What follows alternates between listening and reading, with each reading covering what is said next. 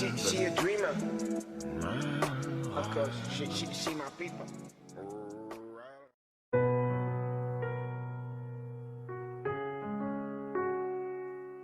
Okay. You gotta be courageous today. You wanna find love again and like make it out. Allô tout le monde! Eh oui, bienvenue à ma maquilleuse. Aujourd'hui, j'ai pensé vous montrer comment je me maquille. Je me mets à nu côté maquillage devant vous. Oui, alors je vais vous montrer mon maquillage que je vais faire si je dois me maquiller. En fait, quand je vais travailler la semaine, je mets un peu de crayon sur mes sourcils, du mascara et ça finit là. Je ne mets rien d'autre, je ne mets rien sur ma peau. Je la laisse respirer. Mais quand ça m'arrive de me maquiller, ce que j'adore, ben j'ai une manière particulière de me maquiller à force d'apprendre des trucs à droite et à gauche. Et aujourd'hui, je vous partage ça. Tout d'abord, parlant de ma peau, j'ai une peau à problème qui m'a causé des larmes et des larmes. Je vous cacherai pas que pendant des années, j'ai eu beaucoup d'acné d'adulte. Donc, je vous dirais entre à peu près 17 et 22 ans, où c'est que j'avais une peau tout le temps en acné. Je crois que c'est le stress, les déménagements et tout ça, mais peu importe la raison, c'était difficile à avoir. Et aussi, ça causait beaucoup de cicatrices. Je crois que j'ai une peau qui est très fragile à avoir des cicatrices par après. Donc, après avoir beaucoup d'années d'acné, quand je me suis rendu compte de toutes les cicatrices que j'avais qui étaient principalement sur les joues et que j'en pleurais, je me suis dit, il faut que je trouve une solution pour faire disparaître ça. Qu'est-ce que j'ai trouvé comme solution après multitude d'essais de crèmes et tout ça? Premièrement, j'ai fait arrêter mon acné avec des médicaments là, que souvent les adolescents utilisent. Et ensuite de ça, j'ai été en clinique. Allô Tyler? Après ça, je me suis renseignée dans une clinique où ils font des chirurgies esthétiques. Où c'est qu'ils traitent la peau, bon, les mêmes endroits où c'est qu'ils font des augmentations mammaires, des rhinoplasties et tout ça. Et là, j'ai été les voir, je leur dis, s'il vous plaît, il faut m'enlever tout ce que j'ai dans le visage, l'acné que j'ai, pas l'acné, pardon, les cicatrices, parce que ça ruinait ma confiance en moi, ça ruinait ma vie. Alors, ils m'ont offert un peeling chimique. Ils m'ont expliqué que c'était en d'autres mots, c'est comme si on me mettait de l'eau bouillante ou du feu sur ma peau. On la brûlait au 3e degré et elle se régénérait par après dans les années qui viennent. Alors malheureusement, j'aurais énormément aimé ça, vous montrer des photos d'avant et d'après parce que le résultat est assez flagrant, même si j'ai encore quelques, comment je pourrais dire, cicatrices qui me dérangent pas plus que ça, vraiment pas. Donc c'est ça, ils m'ont fait ce traitement-là, je vais prendre une semaine de vacances à la maison, une semaine pour que ça guérisse. Mais ça prenait 3 ans avant d'avoir un résultat final. J'ai fait ça en 2010. 2009-2010. Donc ça fait déjà 10 ans, 11 ans que c'est fait. La manière que ça s'est passé, c'est assez spécial, c'est qu'ils m'ont tout endormi la peau. Donc ils ont mis quelque chose, j'étais toujours réveillée, là, j'étais pas endormie du tout, mais je ne sentais plus rien. Ensuite de ça, ils avaient une petite flamme. Et de l'autre main, celle qui m'a fait ça, Tyler est en arrière de moi, Tyler est toujours présent. Toujours inquiet que je parle tout seul de même. Alors, d'un bout, elle avait la tige avec la flamme, et de l'autre main, elle avait quelque chose qui semblait comme si on va chez le dentiste pour avaler la salive, là, qu'on a de trop. Alors, elle passait tranquillement par tout mon visage pour ramasser toute la peau qu'elle brûlait. Ça saignait, certainement, parce qu'à un moment donné, je lui ai même dit, je m'excuse de prendre mon écoule, puis elle a dit non, c'est du sang, inquiète-toi pas. Donc, j'ai eu cette expérience-là qui était, je suis pas quelqu'un qui a mal, là, tu sais, je toffe extrêmement bien la douleur. Donc, ça a été comme, pour moi, pas traumatisant, rien du tout. Une fois que c'était fait, je sais pas combien de temps que ça a duré, peut-être 1 heure, en fait, elle m'a brûlé le visage au complet. Et là, je devais partir à la maison, c'était mon frère qui venait me chercher. Et je me souviendrai toujours qu'ils m'ont demandé de l'appeler pour qu'il monte en haut, qu'il monte dans la clinique, venir me voir, juste pour être sûr, pour pas qu'il tombe dans les pommes quand il me voit, parce que j'avais l'air de sortir d'un film d'horreur. Alors, ils m'ont demandé d'appeler mon frère. Alors, mon frère est monté et j'étais bandée comme une momie. Alors, du tape blanc, vous voyez seulement mes yeux. Et je peux vous dire que j'étais pas trop bien, là, tu sais. J'avais hâte d'arriver à la maison pour me reposer. On est parti en voiture parce que finalement, mon frère n'est pas tombé des pommes.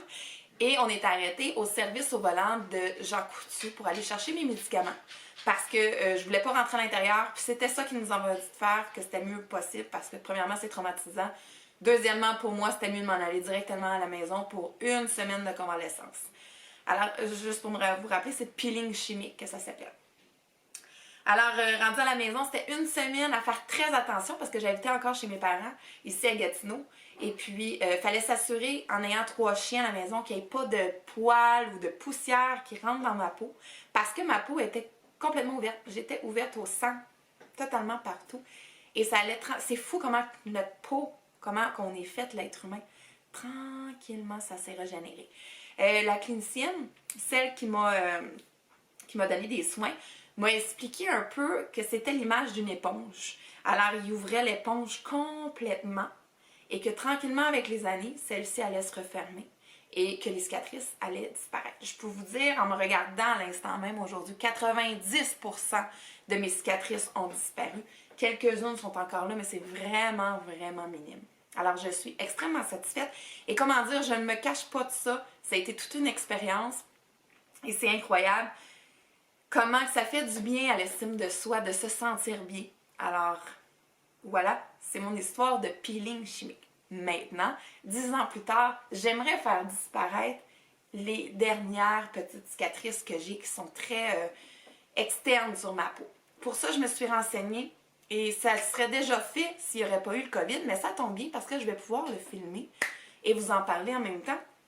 Je me suis renseignée pour prochainement, dans les mois qui viennent, faire du micro-needling.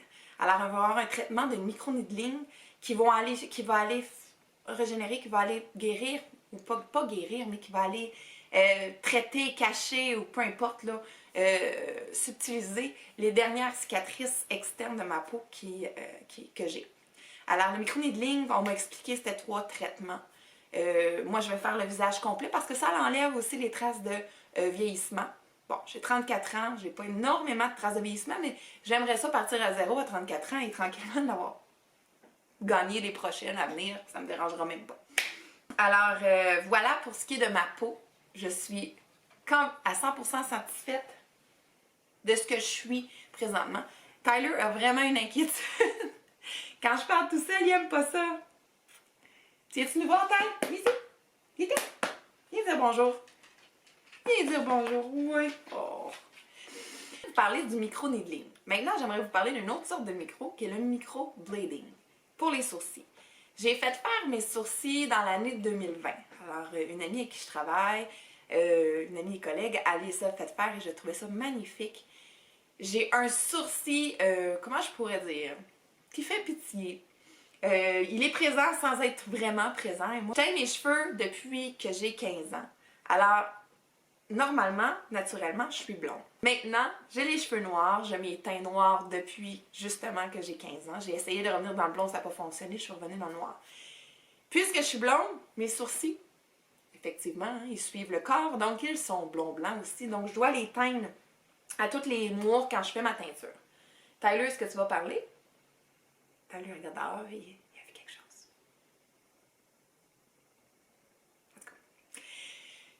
Alors, c'est ça, je dois les teindre à tous les mois. Donc, je me disais qu'en faisant du microblading, au moins j'aurais une certaine, comment je pourrais, une allure de remplissage en choisissant foncé.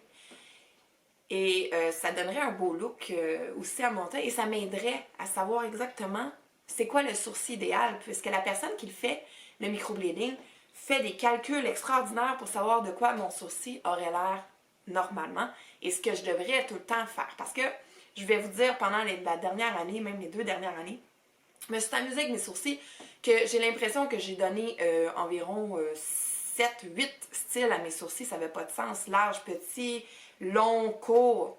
Je me suis amusée avec ça. Mais là, maintenant, j'essaie de trouver une bonne balance. J'aime ça quand même m'amuser avec, mais il faut que je trouve mon vrai sourcil de quoi qu'à l'heure. Bref, quand j'ai fait le microblading, je sais pas qu'est-ce qui s'est passé, ça saignait beaucoup. Ça l'a pâli très vite. J'ai été une deuxième fois pour le remplissage, qu'est-ce qui est normal. Et puis maintenant, ben regardez, il est tout naturel, là, présentement. Bon, je mets de la teinture dessus. On le voit très bien où c'est que c'est comme tatoué, là, d'un certain sens. J'haïs pas ça, je vais vous montrer de plus près. Regarde. Donc, j'haïs pas ça du tout, mais j'aurais aimé ça que ça tienne plus longtemps que de retourner. Ils disent une fois par année, j'y retournerai déjà, puis ça fait 4 mois. Donc, c'est dommage. C'est sûr que mon expérience n'est pas extraordinaire à 100%. Je crois qu'il faudrait que j'y aille plusieurs fois pendant l'année, pas seulement une fois. Bref, j'adore ça d'un certain sens. Savez-vous pourquoi? Parce que je vois la ligne qu'elle m'a tatouée et ça m'aide à ne pas exagérer mon sourcil. Alors, ça m'aide beaucoup là-dessus et ça, je suis très gratifiante pour ça. C'est assez parlé, on y va pour le maquillage. Encore une fois, je bois un thé noir, je vous dis. Quelle belle invention! Bon, alors je suis ma maquilleuse et on y va avec les débuts. Pour ceux qui me regardent, je suis zéro professionnelle, j'y vais à ma manière à moi. Alors moi, je ne mets pas de crème avant mon maquillage, je l'ai déjà essayé. Demandez-moi qu'est-ce qui se passe, tout mon maquillage descend, c'est pas beau non, du tout. Alors je n'y vais pas avec de crème avant de me maquiller. Voilà. On va tout de suite avec le maquillage. Première chose que je mets, et là c'est drôle parce que normalement je suis très foncée. J'aime le bronzage, les machines de bronzage. Pour moi c'est fini d'ailleurs. Ça va être dans une prochaine vidéo. J'ai quelque chose d'extraordinaire à vous annoncer pour avoir un teint sans machine de bronzage, sans soleil. Mais bref. Maintenant que je suis pâle, digne d'une sortie d'un film de Twilight, j'y vais avec un mélange de 2 fonds de teint. Hein, on peut créer ça. J'y vais avec mon CoverGirl L7, qui est un True Blend. Voilà. Je le mettrai aussi. Et je le mélange à mon L'Oréal True Match Lumi. J'en ai un qui est très pour peau huileuse, pour peau grasse. Donc il est très sèche. Et là, on va donner la lumière. Donc j'en mets.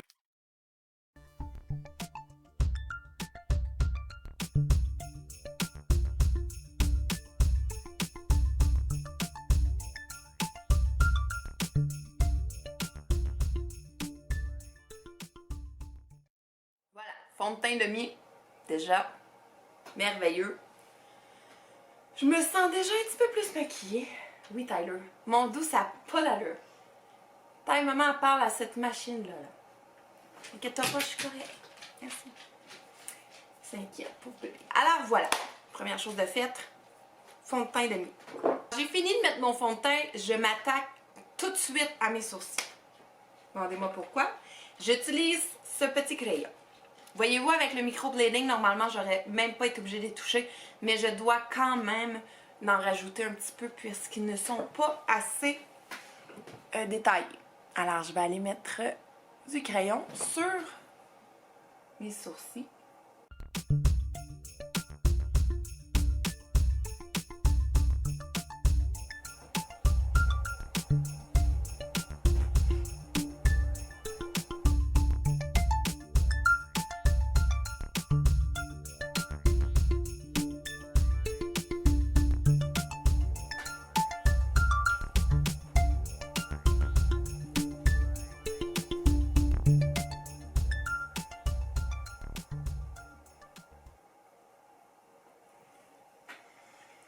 Voilà, sourcils de fait.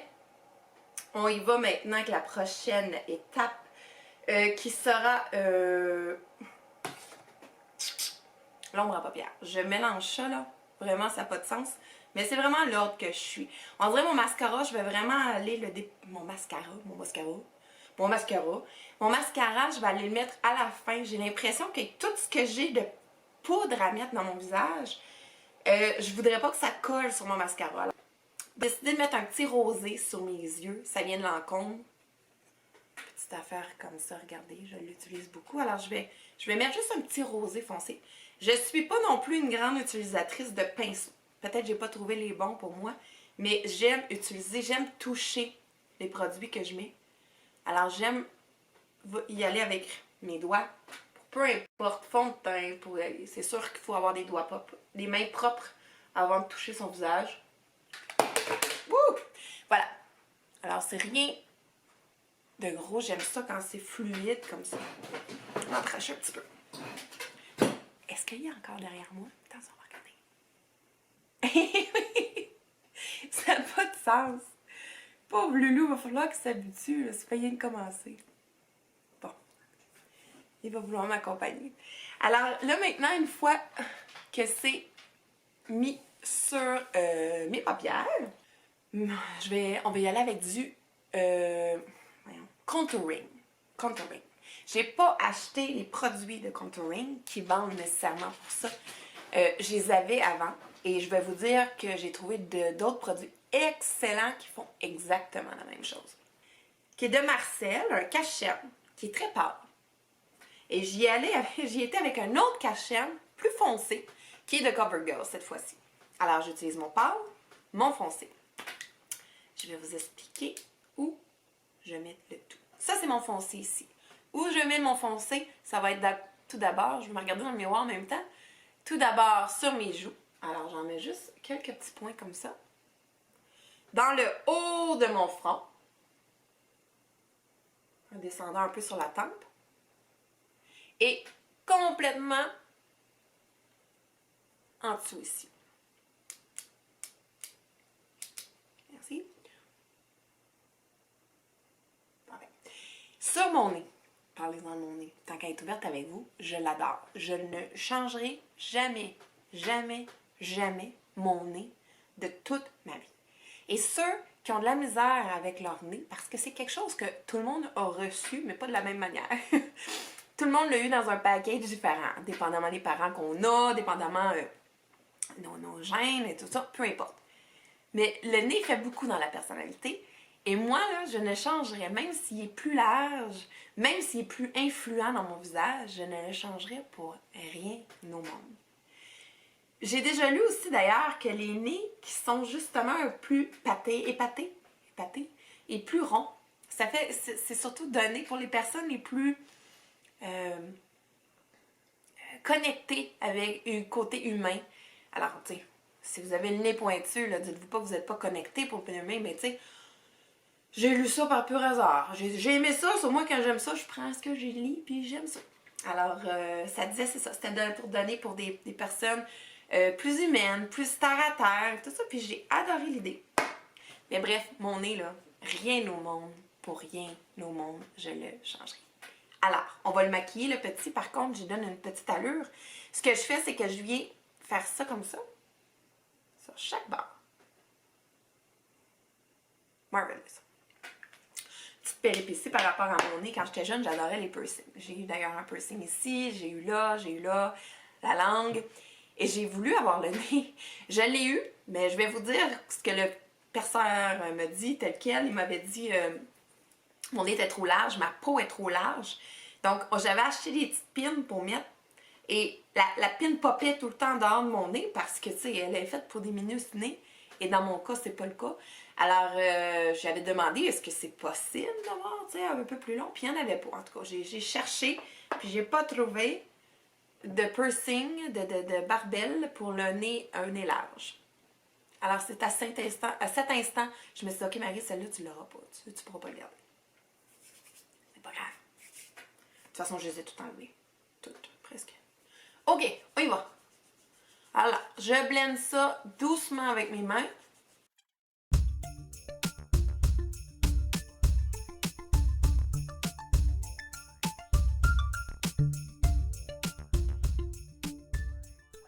Bon, là j'ai fait ma partie foncée de mon contouring. Je vais y aller avec ma partie pâle.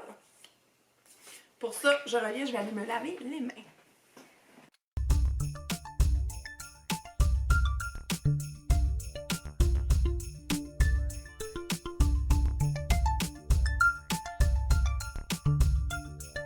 Alors, maintenant j'ai mis le plus foncé de mon contouring, on y va avec le plus pâle qui est mon petit bâton ici, cache-cerne. Certainement, puisqu'il s'appelle comme ça, j'y vais aussi. J'y vais autour de mon œil comme ça, sur le milieu de mon nez, chaque bord de mon nez, entre mes deux yeux et mon front. Et je viens ici, entre les deux, en dessous de ma bajoue, pour créer un effet d'amincissement dans cette occasion. Et là, un peu là, c'est parti. Regardez comment c'est tout cute. Voyez-vous? Ah! C'est ça. C'est beau, hein? C'est magnifique. On recule. C'est parti.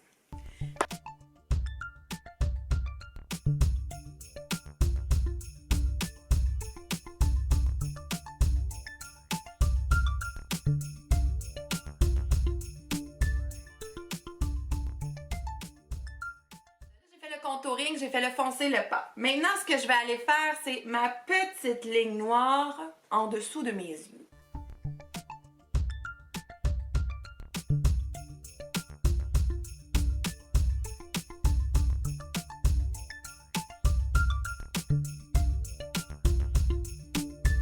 Donc, on y va. Ça, c'est fait, ça, c'est fait. On va y aller avec le bronzer. J'en mets pas beaucoup. Je suis pas une accro bronzer. J'en mets juste assez. Je crois que j'en ai pour l'éternité là-dedans. En fait, j'ai acheté ça il y a 2 ans. Je sais pas s'il y a un moment où c'est que le maquillage est plus bon. J'ai acheté ça s'appelle Fit Me. Ça me fit en tabarouette. C'est une poudre libre de finition. Et là, c'est tellement... comment je pourrais dire? Ça sort tellement en quantité industrielle et c'est tellement foncé que je le shake un peu à l'envers et je viens prendre ce qui est dans le couvercle. C'est assez. Regardez ça, là, la quantité, c'est beaucoup trop. Alors, je viens juste passer mon pinceau, parce que ça, je l'appliquerai comme ça, dedans. Je vais suivre ce que j'ai fait avec le contouring foncé.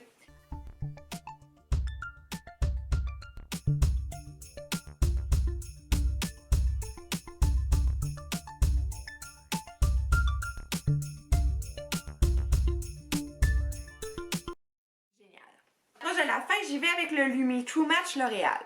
Illuminateur en poudre. Et lui, il est venu avec une petite brosse qui est géniale. Parfait. Qu'est-ce qu'on fait avec ça? Attention. Je fais ça. J'en mets. C'est drôle, j'utilise pas... Il y a comme 4 couleurs dedans. J'utilise pas les deux. Lui du haut et lui du bas, je l'utilise pas. J'utilise juste les deux plus pâles. Merveilleux. J'ai du maquillage dans mon thé. Voilà. On le brillera plus. Alors. En dessous de mes yeux. Toujours par en haut. Pendant 30 secondes, j'ai parlé comme si je savais exactement ce que je faisais. J'étais une pro du maquillage. Toujours par en haut, mais c'est vrai, toujours par en haut. Alors, un peu d'illumina. Un peu d'illumina. On y va maintenant. En fait, ça ici, ça trace un peu où c'est que j'ai mis mon contouring pâle. Mais j'en mets pas beaucoup là. Exactement ici. Oups. Sur mon front. Et là, on va en mettre légèrement pour faire ma ligne de nez.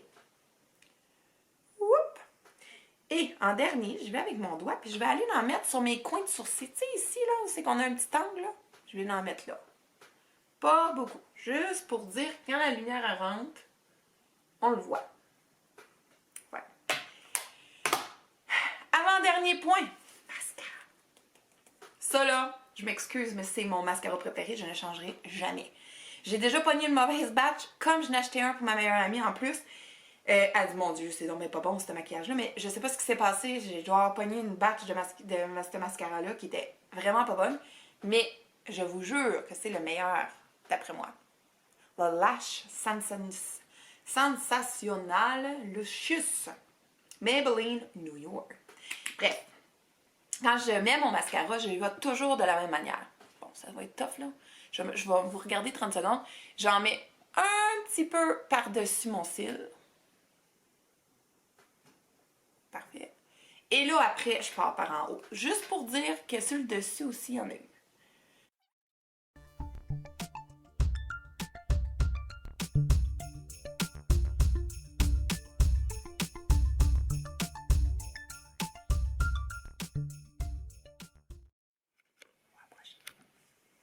Voyez-vous? Wouh! Alors là, je vais en mettre de l'autre côté.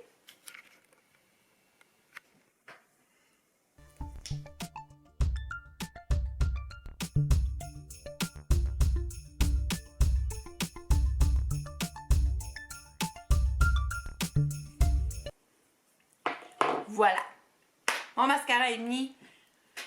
Mon maquillage est fait. La seule chose qui me reste à faire, c'est mes lèvres. Dans une journée de fin de semaine ou maquillage de soirée, je ne mettrai pas vraiment beaucoup d'ampleur sur mes lèvres. Des fois, je vais mettre du rouge à lèvres, des fois. Mais dans ce cas-ci, je vais mettre seulement juste un petit lipsil, une lip gelée de chez MAC. On m'a donné ça en cadeau il n'y a pas longtemps. Les plusieurs couleurs là, de lip gelée de chez MAC. Puis, waouh! Alors, c'est juste... Et je vais laisser mon fond de teint qui est sur mes lèvres. Parce que quand je l'ai étendu, il y en a tout le temps un petit peu qui a été. Et ça va permettre à ma gelée de tenir un petit peu plus longtemps sur mes lèvres. Un petit truc.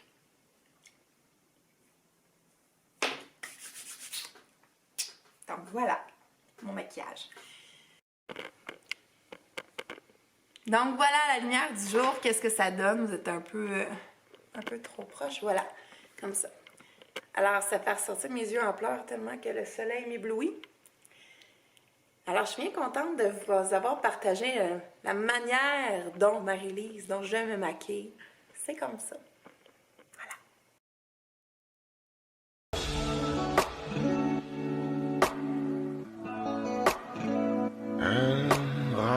She a dreamer. Of course, she my people.